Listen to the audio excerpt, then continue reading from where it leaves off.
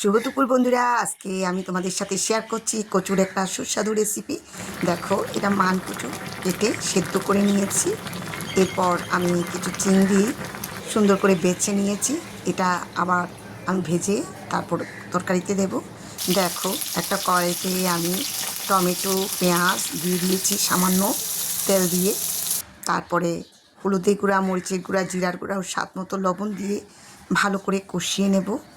একটু কষানো হয়ে গেলে দেখো আমি সিদ্ধ করা কচুটা দিয়ে দিলাম তাতে। তারপর সুন্দর করে একটু নেড়ে চেড়ে আমি সিদ্ধ করে নেব আরও কিছুক্ষণ ঢাকনা দিয়ে। তারপর দেখো ভাজা চিংড়ি মাছগুলো আমি দিয়ে দিয়েছি। তারপর কচুর সাথে এগুলো মিক্সড করে একদম লাগা লাগা হয় মতো ঝোল রাখবো। দেখো কি সুস্বাদু তরকারি তৈরি হয়ে গেল। একটু করে তোমরা যারা ঝাল খেতে চাও ঝাল খেতে পারো, আর যারা ঝাল খেতে পারো না তারা সামান্য চিনি দিতে পারো।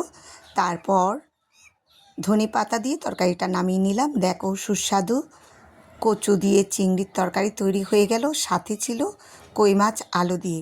এই ছিল আমার আজকে দুপুরের রেসিপি। তো তোমাদের কেমন লাগলো আমাকে কমেন্টে জানাবে।